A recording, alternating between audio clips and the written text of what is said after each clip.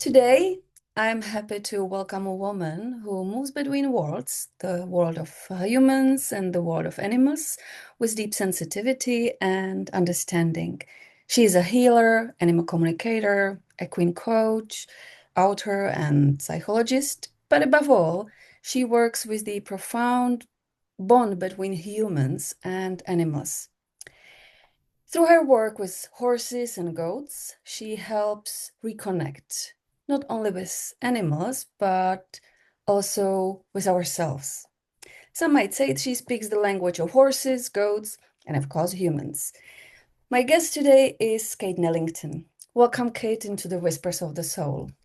Thank you. Thanks for having me.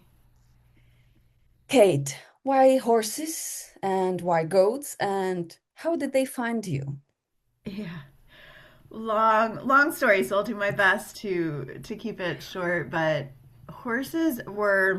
animals were my greatest love as a child, and I wanted to be a veterinarian originally, and I went to school for that, and horses came into my life when my mom suggested horseback riding because she liked it as growing up, and so I tried it and absolutely fell in love and Mhm, loved everything about, the stories, the movies, the books about horses. And horses were always so iconic to me. So mhm, so majestic and big and unexplainable. And as a little girl, I felt like if I could make friends with this big, beautiful mhm, creature, that maybe, I was okay and life was okay. And it was easier for me to connect with them than humans sometimes. mhm, And I felt like they were more patient with me and they were more mhm, loving and definitely more present than my own mhm, parents. So it's always been, my greatest love is animals and horses. And then the goats came in much later. Although I've always had this like kind of admiration and mhm. awe about Uh-huh, goats. Like I've always think they're so cool, the ones in the wild.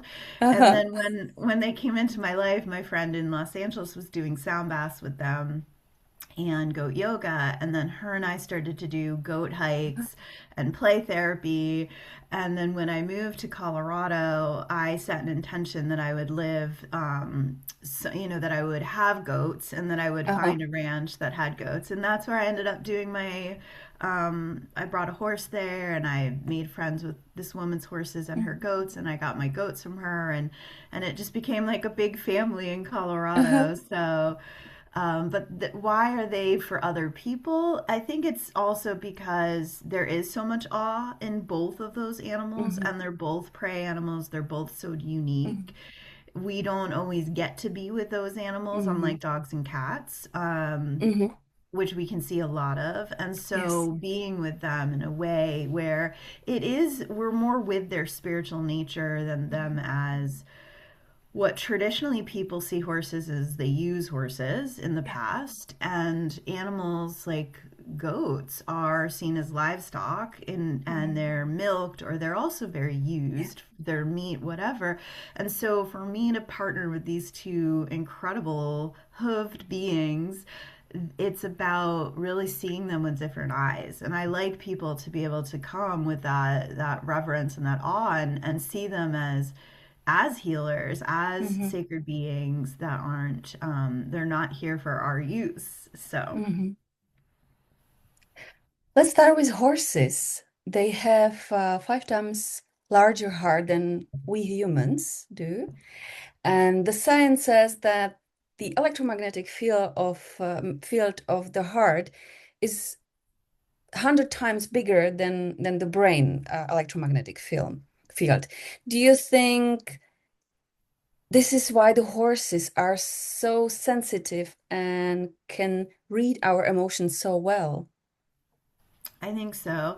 I think it's definitely the physics, so their bodies, the biology Mhm, of their guts are so large, their hearts are very large, and the heart has its own brain. It's an mhm, intelligence system in our bodies as well. So I do think that there is a lot that they are reading from that space. and they've co-evolved alongside humans. So, Mm-hmm. like dogs and their domestication, horses have been with us through war and Yeah. transportation, and they have done so much for, plowing fields and now and then they became entertainment partners in sports and whatnot, Yeah. and now they're really in this space of like helping us move into higher levels of consciousness and Mm-hmm. transformation through different types of healing and therapy and coaching work. So I think that it's their biology, but I also think it's the coevolution of them knowing Mm-hmm. humans and needing to Mm-hmm. read us to see, are they safe right now? Are they going to be fed because, we're present and we're Mm-hmm. on target, or we're, somewhere else? And I think they read us for their own real, Mm-hmm. survival, but also because they're used to it from all Yeah. of this time together. And then also, I do think they have a soul contract to help us, and that Mm-hmm. they're advanced on a frequency level, and they know that they can help us with these higher frequencies as Mm-hmm. well. Mm-hmm. And how about goats? Because goats usually don't have very good reputation. They for some people they can be unpredictable, you know. But I feel there might be a misunderstanding about this pursuing of goat. Could you share what Mhm. goats can teach us and what kind of consciousness they embody? Yeah, it's funny because I never heard all of the negative reputation about Oh. goats until I started to have them, and then others would tell me, and I'm like, oh, I must have been like, I wasn't aware of the connection to the devil. I wasn't Mm-hmm. aware of all these things until Mm-hmm. people told me, and then I'm like, oh my goodness, like I had no preconceived notion really going in with goats. So I think I was able to see them from that beginner's eye Mm-hmm. and that blank slate and that creativity. And I was around goats that were raised really well, stayed with their Mm-hmm. moms for a while. One of mine is still with her mom, and they were all their needs were really well met, and they had a lot of space and friends, and they were not being sold for any other reason than to be companions for other Mm-hmm. people at that property, and they got to do work with people. So I've had goats that are very patient, very loving, very Mm-hmm. kind, very much like dogs, where they will greet you and they will sit next to you and they will sit at your feet. And people are often amazed by that. I didn't know any differently. Okay. So I think for me, I was able to see the higher self of the goat pretty Mm-hmm. quickly. So I've had 5D experiences with one of my goats, and Mm-hmm. I've had experiences where I can get to bliss very quickly with them. I've Mm-hmm. had healing from them. I've had them work on me and my energy field. So I think that they are different than the horses because of their size and their different species, Mm-hmm. but they are also healers, and I Mm-hmm. think it's sort of how we approach them. I'm allowing Mm-hmm. them to be fully themselves, so I Mm-hmm. get that from them. And other places, I think, are like using them for milk, or come in and Mm-hmm. they're like, oh gosh, goats are all jerks, and then they might have that Mm-hmm. self-fulfilling Yeah. prophecy.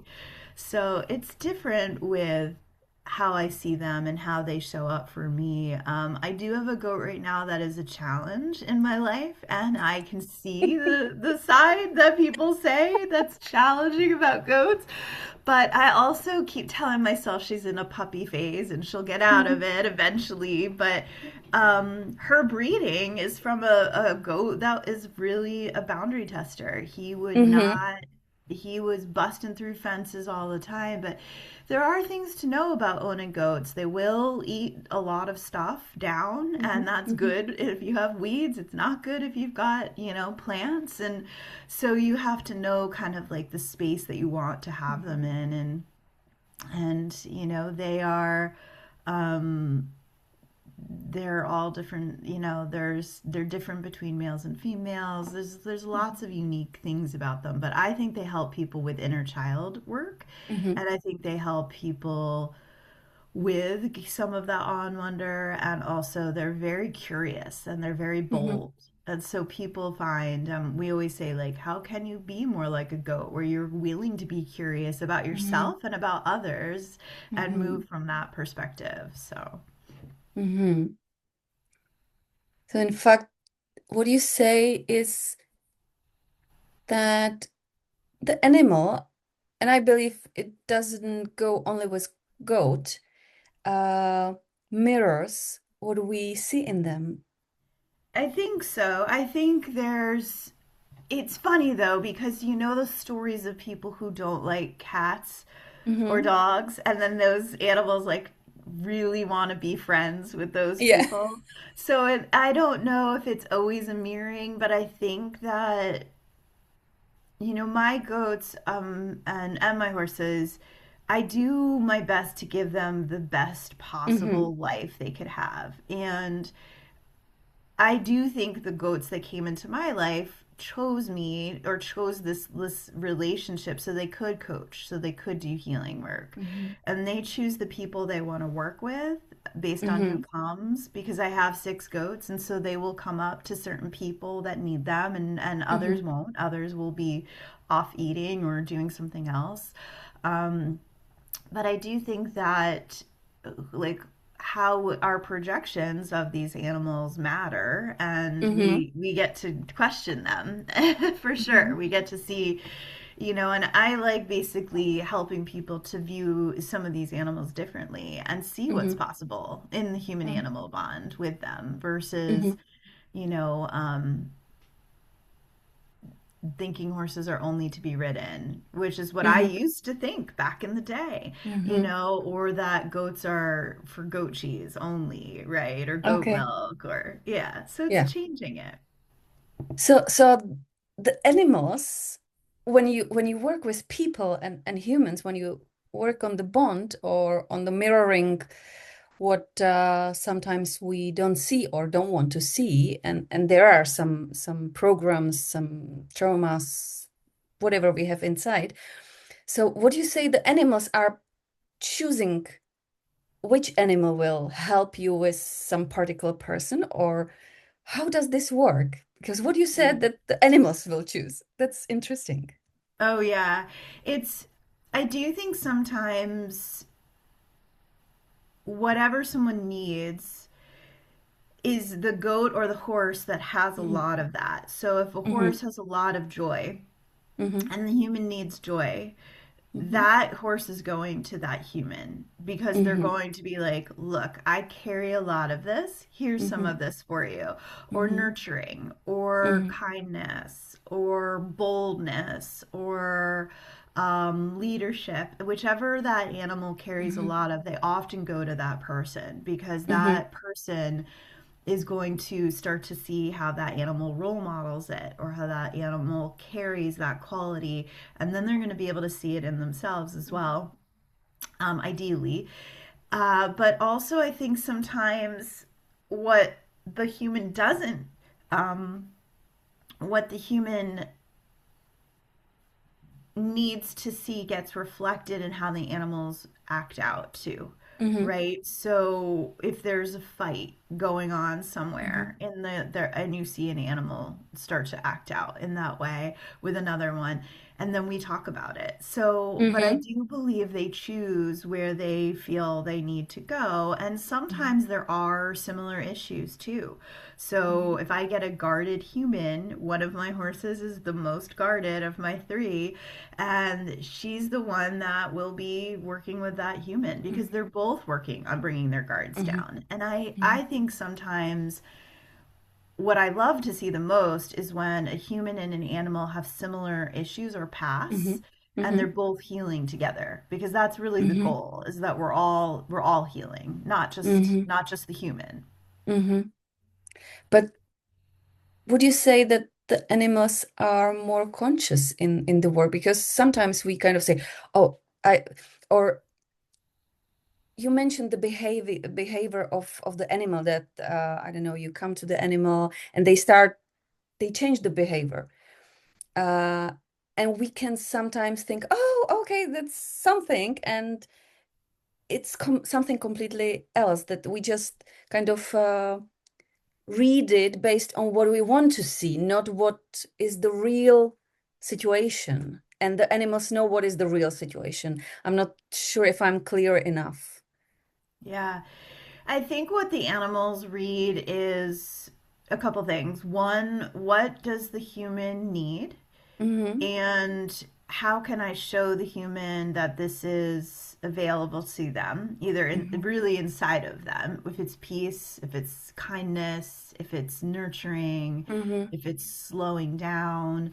So the animal will come and show the human, this is here. You already have this inside of you. Mm-hmm. Time to embrace it, time to bring it out or Mm-hmm. express it. And so I think they can read what a human needs. I think they can also read um, where there's what I would call incongruence, right? Mm-hmm. Or a lack of authenticity, Mm-hmm. a lack of clarity. And then they will Mm-hmm. help a human be like, yes, like actually that's clear for you, or that's aligned, that's authentic. And they'll reward that behavior often with coming up and touching you with a lick and chew right at the moment that you say Mm-hmm. something that matters. So they're reflecting a lot in their behavior based off of what I think they see in humans. Now, do we have proof for how the horses are doing this? I don't think we do. It's that enough of us who've done the Mm-hmm. equine coaching see how the horses are behaving, Yeah. and so this evidence-based approach of like all of these different things where we're noticing, Mm-hmm. and if it there's often times where an animal will go to a specific area and push Mm-hmm. up on that area because it's an Mm-hmm. area that's painful. So they're reading, I Mm-hmm. think, a field, like we can all read an energetic field, and then they're seeing what needs support inside of that energetic Mm-hmm. field. Mm-hmm. Does that make sense? Yeah, and they're way more conscious than we humans are, right? I think they're way more advanced at perception Mm-hmm. of where things need to go, where the Mm-hmm. support is needed.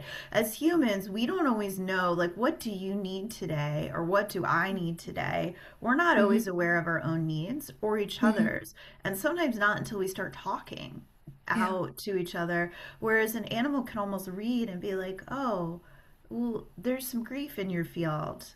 Mm-hmm. Let me give you some support or some joy. Mm-hmm. Or, oh, you've got some physical pain up here on your shoulder. Let me go push into it, because they can see it Mm-hmm. probably through clairvoyance, probably through clear cognizance of knowing, Mm-hmm. because they have, I think, advanced intuitive abilities or advanced perception, and perception Mm-hmm. can be a large concept, right? Mm-hmm. So these are my And is perceptions also, uh, right? uh, uh, yeah, and is there a difference between working with horses and working with goats? Yes, because the horses are so big, so we talk a Mm-hmm. lot more about safety. We talk Mm-hmm. about you know, what happens with a lot of people when they're eye to eye standing, Mm-hmm. versus they have to get down to the ground to get close to a goat. So I think the goats bring us into these younger, smaller parts Mm-hmm. of ourselves when we get Mm-hmm. down low to say hi. Whereas when we meet an animal that's bigger than us, it Mm-hmm. brings up our power, stuff around our power. Mm-hmm. Mm-hmm. So Oh, and is there a difference between working with just one animal or work with the whole herd? Because, for example, there can be someone who is afraid of horses or even goat. I believe there are people who are afraid of goats. Uh, it has to be terrifying when you take them to, firstly, big animal, secondly, animal that they are afraid, and then there is not only one, but there are more animals. There is the whole herd of the animals. Is there a difference? I think so. I think people who are afraid, we like to stand on the side of the fence, Mm-hmm. just watching for a little Mm-hmm. bit, watching how they behave, watching how they are with each other. And that helps people go in baby steps to seeing animals. And one of the things I like with a herd is watching their dynamics because Mm-hmm. even across from the fence, the animals are still reading us. They know why we're there and they'll start acting out in certain ways or doing certain things. Um, and they'll come over and say hi usually. And so there's a level of going slower when Mm-hmm. there's some fear. And the thing with the herd is that you're going to see different relationship dynamics than you would Mm-hmm. with just working with one animal. Because I have in the past worked with just one horse a lot Mm-hmm. when I had just one horse. And it's just very different. It's Mm-hmm. and so being with a herd, depending on even the size, I just have three horses, but I've worked before with 6 to 10 or a lot of Mm-hmm. horses in, and it requires a lot of presence because people Mm-hmm. have to be aware of where they Mm-hmm. are inside of a herd of large animals. Wow. So I like to go slow, especially if Mm-hmm. people are afraid. A lot of people they are so excited to be with animals that that's why they're there. They're like, get me Mm-hmm. in. I want to touch all of them. I want to be with all of them. So usually it's pretty easy. Mm-hmm. Mm-hmm. And so there is we have to be physically presented with the animals in order to kind of get the therapy or get the healing or the medicine of the animal, or can we do it even in on distance? Yeah, great question. So when I do animal communication, everything is usually remote. I have Mm-hmm. worked with animals in person, but that's through telepathy and through Mm-hmm. for me, clairaudience, because I hear. So that's reading a photo and being able to communicate with that animal at a Mm-hmm. distance. I Mm-hmm. do think even when my clients leave from the equine coaching and they go home, they still feel connected to my animals and Mm-hmm. they're very there's still that medicine that they can tap into one of my horses and feel like they have that love and support and Mm-hmm. that teaching right there. And then I like to do virtual work on Zoom with Mm-hmm. my animals so that way people can get the transmission of like right now you're seeing me and you're hearing me. Mm-hmm. So for them to see the animals on the Zoom, they can Mm-hmm. feel that animal's energy and that transmission. And that's something we started in 2020 when we had to bring technology and animals together. And so that's been fun. And then I'll give people messages from my animals or act as a surrogate to help essentially whatever they're working on with my animals. So it can be done at a distance and of course you don't get to touch. That's a piece that we don't have, but all the other senses of hearing and seeing and those are present and the spiritual energy sometimes can get through even more so Mm-hmm. because we're not worried about if it's windy or sunny, if a horse is too close to us, like we're not in then the safety piece. We're just able Mm-hmm. to receive the animal. So I love the distance work also. So Mm-hmm. So in fact, we are more inside ourselves. We are not disturbed by the physical presence, yeah, right? it You adds say. another layer to be in the Mhm. physical because of the safety pieces, right? Or just all of the different. I think sometimes with meditation, even when we're on Zoom, we can just close our eyes and go deep Mhm. because we're Yeah. not thinking about is someone over here coughing? Is someone over, Mhm. like, oh, Mhm. it smells funny? Or like we can just be in our worlds. And Mhm. so the technology allows for that to happen with the animals too. And Mhm. it's great, especially for people who maybe are a little bit afraid of them. It Mhm. is a nice way to start to do virtual work Mhm. where they can come on screen. And my animals, as soon as I put a camera or on a phone or on a laptop out, they're like, hello, and they're right here and they're focused. It's cool. It's really cool. It's a, it's amazing. So you can see there the consciousness in doing, that they are really conscious. And I think it's great for people who can't travel and who probably can't move, that I don't know, are ill. They have to stay, I don't know, in the bed for the whole day, but they still can do the therapy. They still can do it. Yeah. It's amazing. Yeah, a lot of it is done through intention and um and a lot of it also when I work as a healer, I'll do clearing statements or emotion code, which can all be done virtually as well. Mhm. It doesn't have to be in person. So I think what's so neat about where we are now is that we started to realize how much can be done through Mhm. technology. Even us talking Yeah, right now yeah, across yeah. the It's amazing. world. It is amazing. It's Yeah, so cool. yeah. When you spoke about the energetic field, I noticed that you clear the energetic space of your animals, especially after therapy sessions. And I love that because it's not. I didn't I didn't see that often. Could you share more about this topic and perhaps give some tips how we can support our animals in similar way? Yeah, I think that it's hard to know exactly what animals hold or take from Mm-hmm. working on people and their emotions. So, someone here for grief or someone here for um, self sabotage or, like all these different things that can happen.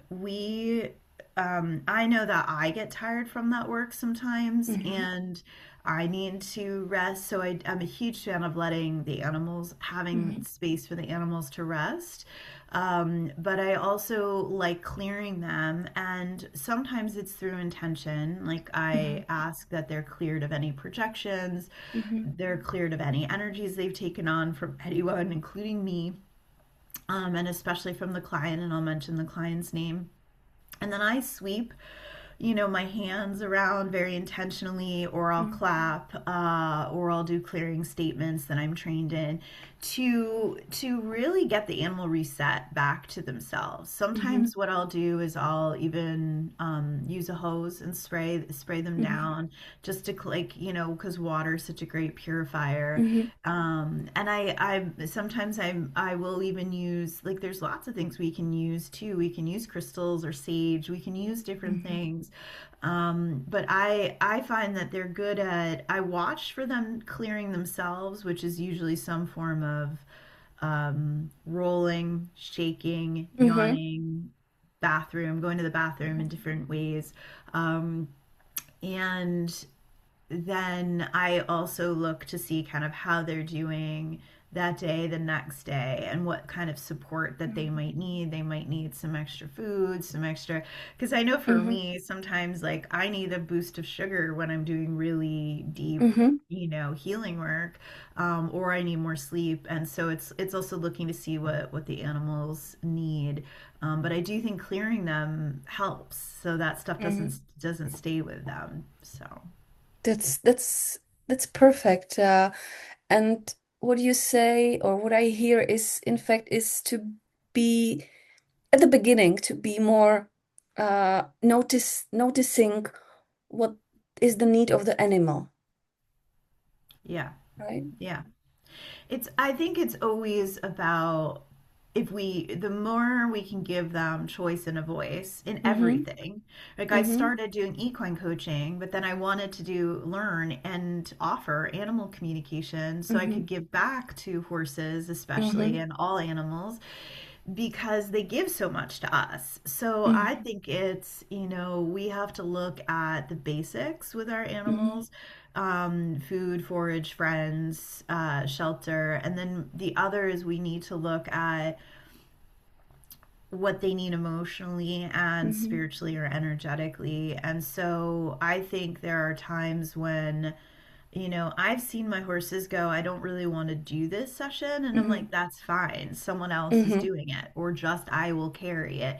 And that's Yeah. rare. Usually they're very excited Yeah. and they're the ones that actually called in the clients. I feel like I'm like, oh, you're here because of this horse. And so I love that. But, Mm-hmm. and the goats the same. I mean, sometimes I need to let them out to run and they can get a Mm-hmm. lot out just kind of like running and moving their energy that way. And Mm-hmm. so I'd say that it is reading their needs, knowing your horse, knowing Mm-hmm. what is quote unquote normal for your Mm-hmm. animal, and then knowing what off looks like, and then Mm-hmm. knowing how to support them, ideally so they don't get to off, but if they do, what do Yeah. they need? And giving them voice and choice, space so Yeah. they can say no to the work, space so that they can recuperate, and rest, and yeah, so. Is it something that goats can teach us? Because I don't know how in your country, but in Czech we say that goats are kind of picky, and when people are picky in food, we say you are like a goat.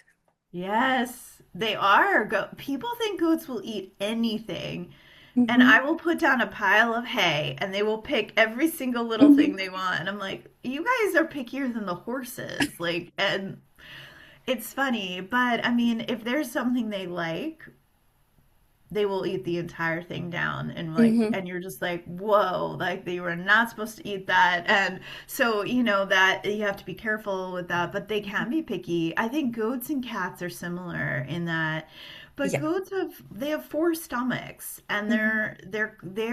they have to keep that stomach healthy the way horses Mm-hmm. do. Both of them, I think, of all the animals have sensitive stomachs, and there's certain things goats can't eat. You have to be careful about, Mm-hmm. and same like horses, they can't just eat every fruit. So Yeah. we have to be mindful of what they can eat. So, Yeah. yeah. How would goats and horses see us as a humans from their perspective? It's such a good question. I think it depends on the human. I think I've heard so many things over the years of Mm-hmm. what horses and goats have said about people. Um, It depends, right? I've One of my horses loves humans so much. She will Mm-hmm. cuddle with everyone. She will love everyone up. She's this nurturing, unconditionally loving. For her not to like someone, it's rare. It would be shocking. It would be weird for me. I probably wouldn't have that person in my space. I've actually seen it before though. And the other one of my other horses, she doesn't love humans that much, and so Mm-hmm. it's rare for her to actually really want to be with a human. Okay. And so I think that she would tell you something differently about how she sees humans than my other Mm-hmm. horse. So I Mm-hmm. think they're like us. They all have their own opinions, so to Mm-hmm. speak. And but I think what they see is humans in general suffer from our mindset, Mm-hmm. from our egos, from Mm-hmm. how we think, from all the Mm-hmm. stories that we tell and how much we're in our heads. And I Mm-hmm. think that they would love us all to live from our hearts, to live from our Yeah. joy. A lot of my goats are always like, life doesn't have to be so hard. Like Mm-hmm. it can you can relax a lot Mm-hmm. more. They see humans as sort of like not grounded and stressed. Mm-hmm.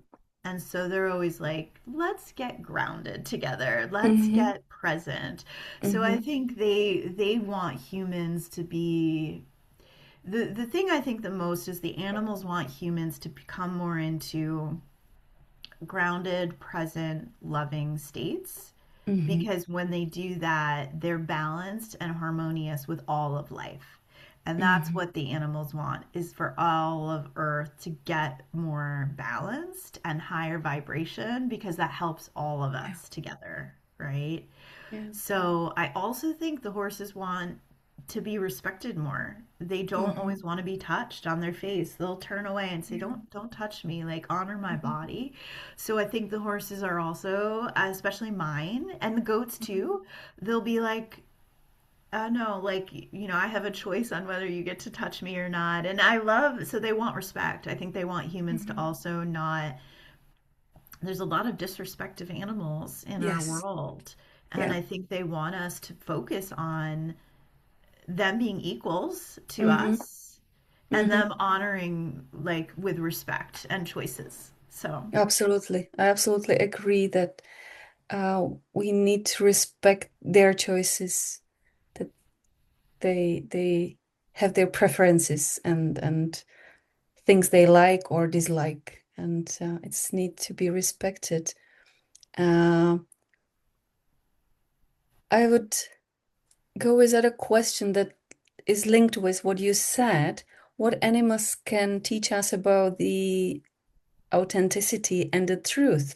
And I mean the let's say the earth truths or the universal truths, that they live in the universal truths, or the, I don't know how called the right truth, but because everybody wants to have the truth, but the animals live in the real, authentic life, real life. mhm. How, what they can teach us about authenticity and the truth. I think it comes down to like our authentic selves are compassionate and loving Hmm. and kind and respectful Hmm. and all of these beautiful I have a card deck which I can show you, but they're all of these qualities in the card deck, and they have, that's what they want us to live in, is the authentic self-expression of these qualities that are our Hmm. authentic self. And so they role model and teach those qualities. They teach Hmm. trust by how they are with us. They Hmm. teach kindness by how they can be with us and how they are with each other. And so Hmm. we can learn these qualities of the Hmm. authentic self and live from that space. And the Hmm. biggest truth that we've all forgotten most of the time until we really practice it and remember it and embody it is we are divine beings having Hmm. human experience. They're divine beings having horses, Yeah. or goat experiences. And so they want us to remember that truth is that we're first and foremost spiritual beings, divine Hmm. beings, and they live as that. They're not disconnected from their spirituality and their true nature, their real truth of who they are. And so they can help us to remember that. Oh, yeah, we're not Hmm. just these minds walking around and Hmm. these egos Yeah. that we have souls, that we can be living Hmm. from that space more often than we often are. And so there's a lot there, for how they can help us. And I think it's just they role model, they are examples. I mean, I have a neighbor's cat who just comes over almost every time I have this like need to just like, have a little bit of support. And this cat doesn't Hmm. get anything from me. He's just a giver. He's just a lover. And like, I just think that's so beautiful, that Hmm. animals are like that. So, Hmm. Beautiful. yeah. How do you think the world would change if we humans really started listening to animals and nature? The whole world would get so much lighter, so Hmm. much higher frequency, so much happier Hmm. because we didn't have to like figure it all out from our Hmm. ego. We could actually be guided by ancient wisdom that's Hmm. always been here through animal kingdom, queendom, and through Hmm. nature. And I think we would have solutions on the Hmm. planet that we haven't seen before. I Yeah. think we would have harmonious community living. I think we would have a real, it's, I get emotional thinking about it, but it's like we would be able to go to bed at night Hmm. really truly feeling like we are honoring the planet that we live on, that we're Hmm. honoring each other, and that we would feel good about ourselves. Because I think a Hmm. lot of people feel bad about themselves because of all of the different things they're Hmm. doing. I see it a lot. I see people come here and I'm like, they've completely lost touch Hmm. with how to be in real beautiful relationship with themselves, with Mhm. each other, and with Earth. And the animals are a way, if we listen to them, they would show us how to Mhm. do that. They would show us how to slow down, and that there's value in slowing down and being Mhm. present. And they would, yeah, they would show us how much that kindness to self and each other really matters. And then if Yeah. we lived in a kinder world, there wouldn't be war. There wouldn't be Yeah. all these things. There would be a way that we would all take care of each other on a higher level. And it would be a we world instead of a me world. Mhm. And I would love to see that. That's why I'm here. Hopefully, New Earth Mhm. is coming. That's why I'm Absolutely. here. So. We would live more connected with, or and live more and do things more connected with the life than disconnected. Yes, yes, exactly. And people come here from a big city that's nearby, Hmm. and they are disconnected. And they come up here and they're like, wow, I feel so much lighter and I feel happier and it's a Hmm. different pace. And I'm like, we Hmm. need places to go that are like sanctuary to remember Hmm. truth, authenticity, and to get, even if we have to go back and live in a big city that's very, very fast, to remember Hmm. that it's a choice to slow down and to Yeah. pause, and that our power is in the present moment, and that we don't have to go live off the grid, but we can take moments of like sacred sanctuary is what's coming in throughout the Hmm. day, and that we can treat each other, differently. And we're all learning. We have to be kind to ourselves as we're learning too. But I really do feel like ideally more of these spaces get created where we are listening to animals, because they're Yeah. so wise, as you know. They're just so wise, right? Yeah. Yeah. Um, my last question would be, what would animals, maybe goats, maybe horses, maybe other animals, recommend to us humans, what who has lost their course? What would they recommend to those who lost their course in life? Yeah. I see a lot of those people. We see Hmm. them together because they are in transition, and they are, Hmm. going through a divorce or going through a career change, and they're not sure what to do. They're at a Hmm. threshold, and they know that they can't be who they used to be. They know Hmm. they're becoming a new version, a new human. Hmm. And so sometimes losing your course is good because you need a Hmm. new course. And then other times it's, if we get off track, it's like planes are almost always off track, right? Hmm. And so it's like little course corrections, little course Hmm. corrections. So even if you remember just one thing from an animal, like one of my goats really teaches kindness. She's just Hmm. so about the heart and support. People usually come and they remember one major golden nugget, and they will take that forward. And usually there's one animal out of my nine right now that they connect with, and they take that animal's message forward, and it sticks more than me. I do my Hmm. best, but they Hmm. remember my animals more than me, because it's like I'm there as a translator, right? Hmm. Hmm. But they're like, well, yeah, your horse said such and such, and that can help them when they're off course. They can go back to. I had a Hmm. woman put her photo of a mini horse that I was working with on her phone, so anytime she got off course, she would just look at the photo. Hmm. And so I think it's there was that bumper sticker for a long time, like what would Jesus do? If you ever Hmm. saw those, and now I feel like it's like what would the animals do? So it's Hmm. like reminding us when we get off course, what would an animal choose? Hmm. And almost always when I feel like not myself, I go to my horses and they're like, turn your phone off, take the day off, You can do this. Like, and then they just tell me to pause almost Mhm. always to like center into myself Mhm. through get like taking the noise off, and then I can hear my own intuition again. And so I think that's the biggest thing is like the intuitive system can guide Mhm. us when we're off course, but we need to be able to hear that. And we can hear it through the animals, or we can hear it through being in quiet and sitting in Mhm. nature.